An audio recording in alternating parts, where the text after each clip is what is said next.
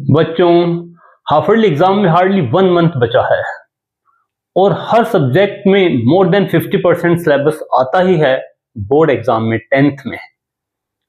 और कुछ स्कूल्स तो 75 to 80% सिलेबस डाल देते हैं, क्योंकि बोर्ड एग्जाम है।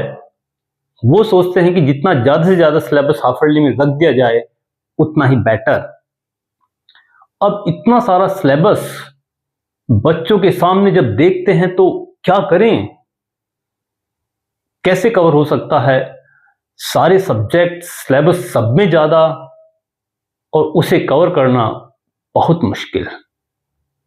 बट अगर आप राइट स्ट्रेटेजी अपनाएं तो इसे आप अपनी मुट्ठी में कर सकते हैं, कंट्रोल कर सकते हैं।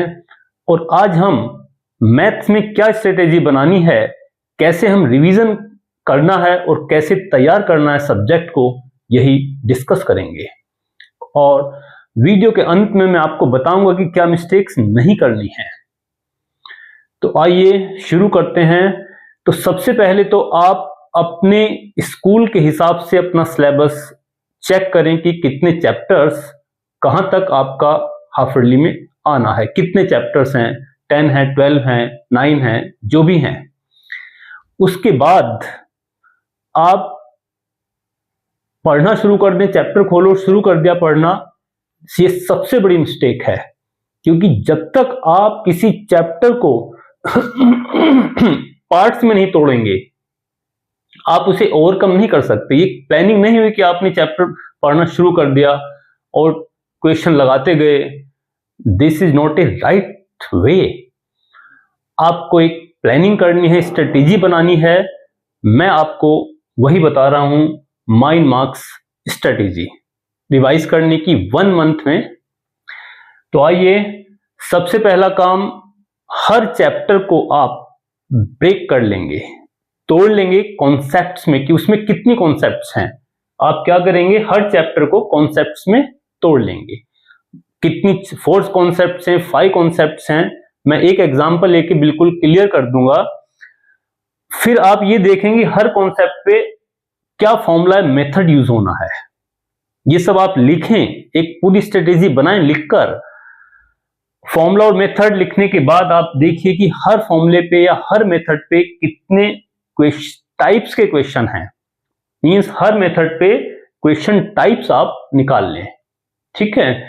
उसके बाद आप क्वेश्चंस को लगाना शुरू करेंगे और उस ड्यूरेशन में, उस दौरान आप अपनी मिस्टेक्स और वीकनेसेस को नोट करेंगे। बहुत जरूरी है, क्योंकि रिवीजन में सबसे ज्यादा ध्यान किसका देना चाहिए आपको, अपनी वीकनेसेस का, या जो आप मिस्टेक्स करते हैं। इसके लिए आप अपनी एक मिस्टेक नोटबुक बना सकते हैं, जो बहुत ही यूजफुल मैथ्स नोटबुक आपके लिए साबित हो सकती है। तो आपको क्या करना है, हर चैप्टर को तोड़ लेना है कॉन्सेप्ट्स में। मैं एक एग्जांपल ले रहा हूं क्वाड्रेटिक इक्वेशन चैप्टर का। क्वाड्रेटिक इक्वेशन में आपके फैक्टराइजेशन मेथड है सॉल्व करने का, फॉर्मूला है, नेचर ऑफ रूट्स है, और फिर वर्ड प्रॉब्लम्स। 4 मेजर कॉन्सेप्ट्स हो गई। अब वर्ड प्रॉब्लम्स में भी डिफरेंट कैटेगरीज हैं, जैसे natural numbers, problems on natural numbers, age problems, 2 digit number, time and distance problems, आपकी बोर्ड एंड स्ट्रीम्स प्रॉब्लम। इस तरह से कई टाइप्स की प्रॉब्लम्स, उसको भी अलग अलग करके आप हर एक का क्या कॉन्सेप्ट यूज होना है, क्या फॉर्मूला यूज होना है, क्या उसका मेथड है, आउटलाइंस हैं, वो आप अलग कर लें, ठीक है।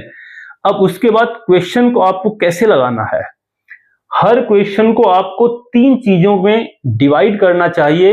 इससे आपको क्या होगा कि अगर नया क्वेश्चन भी आता है तो आप उसे आराम से सॉल्व कर सकते हैं। तो सबसे पहले क्वेश्चन में आप व्हाट इज गिवन ये फाइंड आउट करें। उसके बाद what is to be found या शोन या प्रूवन, ये देखें क्या है। मींस तोड़ ले, एनालाइज कर दें क्वेश्चन को पूरी तरह। फिर आप देखिए कि विच कॉन्सेप्ट या formula is to be used. इतना करने के बाद आप ये समझिए कि 50% क्वेश्चन सॉल्व होने की प्रोबेबिलिटी बढ़ जाती है आपकी, ठीक है। अब उसके बाद आपको क्या करना है, एक पैटर्न जो आपने बनाया है, मींस आपने एक प्लानिंग करनी है आपको कि भाई 30 डेज है मेरे पास और 12 चैप्टर्स हैं। इट मींस हर दिन कितना पार्ट कर लें आप, लगभग 2 या 2.5 डेज में 1 चैप्टर आपका हो जाना चाहिए। अब आप प्लानिंग करें कि 2.5 डेज हैं और 2.5 डेज में आप डेली कितना पढ़े मैथ्स, 1 घंटा 1.5 घंटा, वो आप देखिए, आपके चैप्टर पे भी डिपेंड करेगा। तो आपको ड्यूरेशन एंड टारगेट दोनों रखना है कि मुझे 2 घंटे में एक चैप्टर करना है या 2 घंटे में इतना पार्ट कंप्लीट करना है। दोनों आप जब रखेंगे तभी आप अपने जो टारगेट है उसे पूरा कर सकते हो। अब आपको करना क्या नहीं है, पहली बात, कुछ बच्चे क्या करते हैं कि सिर्फ लेक्चर देखा ऑन यूट्यूब या जहां पर भी, और लेक्चर देख देख के उन्हें लगता है ये तो मुझे आ गया, आता है, बट ऐसा नहीं है। Watching is not equal to learning, ये बहुत बड़ी मिस्टेक होती है। दूसरा काम करना है तो सिर्फ लेक्चर नहीं देखना है, आपको उसे वर्क करके भी देखना, वर्किंग करके देखिए आप प्रॉब्लम को, तब आप सीख पाएंगे। दूसरा, सॉल्यूशन कॉपी करना, कि भाई सॉल्यूशन आपने लिया, उसे लिख के देखें और आपको लगेगा कि मुझे आ गया, ऐसा नहीं है, क्योंकि copying is not equal to problem solving. आपको कॉपी नहीं, खुद बिना देखे सॉल्व करें, तब आप प्रॉब्लम सॉल्विंग स्किल आपके अंदर डेवलप हो सकती है। तीसरी, हर क्वेश्चन के लिए फॉर्मूला सर्च करना। क्या हर क्वेश्चन फॉर्मूले से होता है? ऐसा नहीं है, कुछ में कुछ एक अलग थिंकिंग मैकेनिज्म लगता है, आप उसे समझिए, सोचिए, हर जगह फॉर्मूला अप्लाई नहीं होता है। तो आप, क्योंकि formula is not equal to thinking. चौथी चीज, सिर्फ 2 दिन या 3 दिन पहले आप सोचें कि शुरुआत में कुछ ना करें, 2-3 दिन पहले जुट के पूरा सिलेबस रिवाइज कर लूंगा मैं, ऐसा नहीं होता है। क्योंकि जब आप रिवाइज या पढ़ते हैं तो सबसे पहले वो आपका पढ़ा हुआ वर्किंग मेमोरी में स्टोर होता है, उसकी कैपेसिटी होती है। उससे ज्यादा आप उसमें भरेंगे तो ओवरलोड हो जाती है और आपको लगता है मैथ्स मुश्किल है, मुझे कुछ नहीं आ रहा है। तो आप ऐसा ना करें कि 2-3 दिन पहले, ये एक लॉन्ग प्रोसेस है, एक रिवीजन मांगती है, रिपीटिशन मांगती है। इसे आप टाइम टू टाइम पूरी प्लानिंग के साथ रिवाइज करने का तरीका निकालें। तो इस तरह से आप अपने सिलेबस को ब्रेक करके पर डे कितना करना है और फिर कैसे करना है, this is much more important, करना कैसे है, तो आप अपने सिलेबस को, अपनी जो भी कंटेंट है उस पर होल्ड कर सकते हैं और बहुत इजी आपको लगेगा। और सबसे बड़ी बात यह है कि ये तैयारी सिर्फ आपकी हाफ ईयरली के लिए ही नहीं है, आपका फाइनल एग्जाम या बोर्ड एग्जाम, उसके लिए भी यही स्ट्रेटेजी या एक तैयारी आपकी अभी से हो सकती है।